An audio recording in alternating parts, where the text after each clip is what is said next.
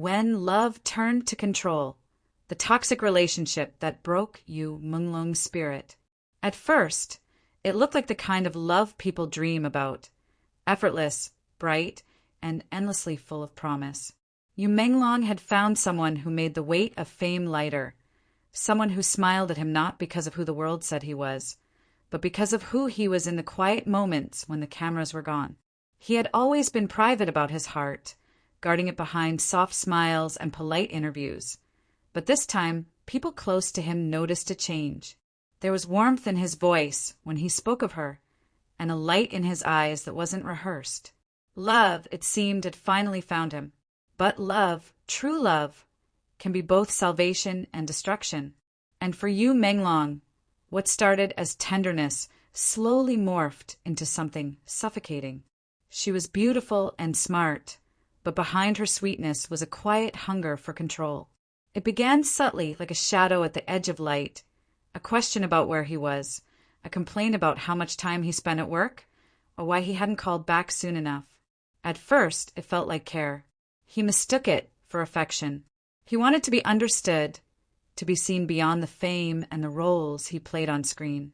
She offered that illusion, the idea that she could be the only one who truly got him. He didn't see it coming, how her love would begin to define his every move. Soon, his phone buzzed endlessly with messages whenever he wasn't with her. Who are you with? Why didn't you tell me you were meeting them? You don't need anyone else, just me. She isolated him slowly, sweetly. Friends he'd known for years noticed he stopped returning calls. His laughter, once spontaneous and bright, began to fade. On set, he became quieter. Between takes, he'd retreat into silence, scrolling through texts that drained him more than any script could. His fans saw only perfection, the charming actor with the gentle eyes and flawless smile. But behind that smile was a man trapped in a relationship that no longer felt like love. She told him she loved him too much to share him with the world, but her love was a cage. Every act of care came with a cost. Every word of affection had a shadow behind it. He began to doubt himself, his memory, his choices, his worth. That's the thing about emotional abuse. It doesn't always scream, it whispers.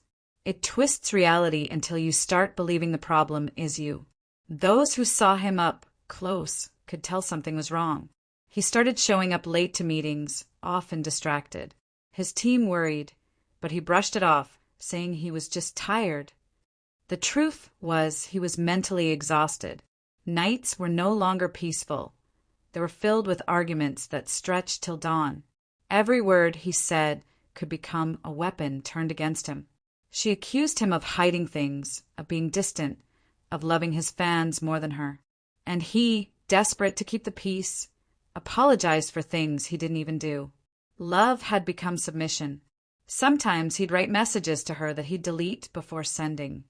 Long, raw confessions of how he felt trapped and broken. But he couldn't bring himself to hit send. He feared she'd twist his pain into another argument. And when he did try to talk, she would cry, making him feel guilty for hurting her. The relationship became a cycle of manipulation, apologies, and control. He would leave, but then she'd pull him back with promises that things would change. I just love you too much, she'd say. But love doesn't suffocate. It doesn't punish. It doesn't break a spirit that only wanted to be free. His close friends later revealed that he often spoke about wanting peace. Not fame, not success, just peace. But peace was the one thing he could never find. As time went on, his eyes began to tell a story that his lips never did. During interviews he smiled, but the warmth behind it had dimmed. His words became shorter, rehearsed. The man who once wrote songs about love and tenderness now avoided the topic altogether. Behind closed doors, the control tightened. She read his messages, questioned his loyalty, demanded proof of his devotion. Every day his world grew smaller, until it was just her and the walls she'd built around him. He wanted to leave, but she knew exactly how to pull him back, guilt. You promised you'd never leave me, she'd remind him. Without you, I have nothing. And Menglong, with his soft heart, couldn't bear the thought of being the reason someone broke. So he stayed, even when staying broke him instead. In his final months, he seemed distant even from himself. His music carried a haunting tone, his performances heavy with unspoken emotion. Some fans noticed and wondered aloud, why does he look so sad lately? But no one imagined that behind the perfection of the spotlight, a toxic love was draining the life out of him. There were nights when he would sit alone in the dark, scrolling through old photos of happier times, when her laughter made him feel safe, before it became the sound of his undoing. He once texted a friend, "I don't recognize myself anymore." That message, now hauntingly symbolic, was never answered. In the end, Menglong's silence became his only refuge. He withdrew completely, posting less, appearing less. When he did show up, his smiles looked forced, his eyes tired. The world didn't know that love, the thing that once gave him life, had become the very thing that was killing him inside. When news broke of his death, the world froze. Fans flooded social media with disbelief. Tributes poured in, photos, songs, memories. But behind the headlines, there was a quieter truth, one that many refused to see. He didn't die suddenly. His spirit had been dying long before his body did. Piece by piece, under the weight of manipulation disguised as love. People wondered why he never spoke out, why he never left. But those who have lived through emotional abuse know it's never that simple. It's not about weakness. It's about being broken down so slowly that you forget you have the right to walk away. Menglong wasn't just a victim of love gone wrong. He was a man who gave everything to someone who used that love as a weapon. And when there was nothing left to take, when even his smile had become a mask, he disappeared into the silence that once brought him comfort. His story is a reminder that not all wounds are visible, and not every love is worth saving. Sometimes, the ones who say they love us most are the ones who break us the deepest. If he were here today, maybe he'd want people to know that love should never hurt, that it should never cost you your voice, your joy, or your life. And perhaps the most haunting part of all is that his last words to her, the ones no one saw until it was too late, were simple. "I just wanted to be loved right." But by then it was already over. The world lost a star, but more than that, it lost a gentle soul who only ever wanted peace. His story isn't just about fame or heartbreak. It's about how even the strongest hearts can be broken by the quietest forms of cruelty.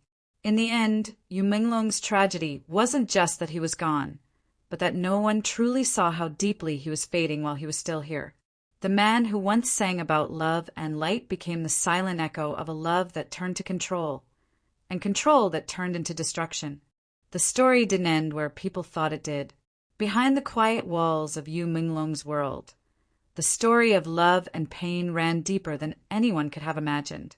What the world saw as a man slowly losing his spark was, in truth, a man fighting an invisible war, one between the love he thought he had and the freedom he no longer did. In the early days, their love was a secret garden, filled with laughter, long walks at night, and whispered dreams about the future. She'd call him my peace, and he'd tell her she was his calm. They believed, in that moment, that love could conquer everything: fame, distance, and the ruthless eyes of the public. But peace turned to silence, and calm turned to fear, as the person he once trusted with his heart began to tighten her hold on it. At first, her control came disguised as care. "Don't go out tonight," she'd say softly. "You're tired, you need rest." It sounded sweet, almost loving. But soon, rest became isolation. His friends would invite him to gatherings, but she'd frown, asking, "Why do you need to go when you have me?" Slowly, she became his only world, and he didn't notice how small that world had become. There was one night that friends recalled vividly, a dinner party that Menglong arrived at alone. He was quiet, distracted, his phone lighting up every few minutes. Each time, he'd glance at the screen, a flicker of anxiety crossing his face before forcing a smile. "She worries," he said lightly, but the exhaustion in his tone said more than his words ever could. By the end of the evening, he left abruptly, mumbling something about needing to call her. That was the last time many saw him truly out with friends. The messages between them grew darker over time. What began as sweet goodnights turned into interrogations. Who were you with? Why didn't you answer? You're lying. Every accusation chipped away at him until he began to question his own reality. He once told a close confidant, "It's like walking on glass. I can't breathe without wondering if I'm doing something wrong." That friend later said those words haunted him after Menglong's death. On set, the changes were undeniable. The man who once filled the room with energy now avoided eye contact, often staring off between takes. His co-stars tried to cheer him up, but his laughter never reached his eyes anymore. When asked if he was okay, he'd smile that same practice smile and say, "I'm fine." But everyone could tell he wasn't. She began showing up unexpectedly, sometimes on set, sometimes waiting outside his apartment. Her presence was both comfort and command. He felt guilty when she cried, terrified when she was angry, and lost when she was silent. Her emotions became the weather of his days, unpredictable, powerful, and inescapable. There was one fight, one his neighbor later recalled hearing through the thin apartment walls, where she accused him of cheating simply because a female co-star had tagged him in a photo. The shouting lasted hours. When it ended, silence filled the space, followed by the sound of something breaking. The next morning, he showed up at a shoot with a faint cut on his hand and a distant look. When asked what happened, he said quietly, "Just an accident." His life became a pattern, apologies, guilt, and fear. And through it all, he clung to the hope that if he just loved her enough, she would change. That's the cruel magic of emotional manipulation.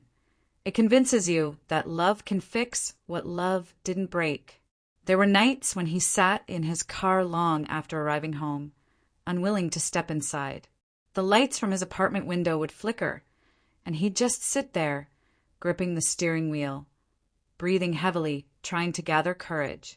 Sometimes he'd start the engine again and drive aimlessly through the city until dawn, seeking peace in the glow of empty streets. Those who knew him said the city became his only witness, a silent friend that held his secrets. He wrote songs during this time, soft melodies filled with longing and sadness. The lyrics spoke of love that burns too bright, of a heart that keeps giving even when it's being destroyed. Fans thought it was poetic, romantic. But those songs weren't fiction. They were confessions hidden in plain sight. And then came the final months. His social media grew quiet. The captions that once carried joy and warmth turned vague, reflective. He posted quotes about pain, about silence, about letting go. Some fans noticed, commenting with concern, but their words were swallowed by the noise of fame. The woman still had her hold on him. She would alternate between apologies and anger, begging him not to leave. "I can't live without you," she said. "If you go, I'll destroy myself." And Menglong, ever gentle, couldn't bear to see someone suffer. What he didn't realize was that in saving her, he was slowly destroying himself. His final days were a blur of exhaustion. He stopped writing, stopped reaching out. Friends said he looked like someone carrying an invisible weight. His smile, once bright enough to light up any room, now looked rehearsed even when he wasn't performing. There was one last message, a text he sent that no one replied to. It read simply, "I just want peace. I'm so tired." Hours later, the world lost him. In the aftermath, people searched for reasons, for clues, for closure. But the truth was hidden in years of subtle control, emotional wounds that never healed, and love that had long since turned poisonous. The woman vanished from the public eye soon after. Rumors swirled, stories spread, but none of it could bring him back. The truth that remained was simple. Menglong was not defeated by fame or failure. He was broken by love that turned into control. Even in death, his story speaks, a soft warning wrapped in tragedy. Love should never make you feel smaller. It should never make you question your worth. It should never silence your laughter or dim your light. Menglong's story is a mirror for those who've loved too deeply, who've stayed too long, who've mistaken control for care. It's for every soul who's ever whispered, "I'm fine," while quietly breaking inside.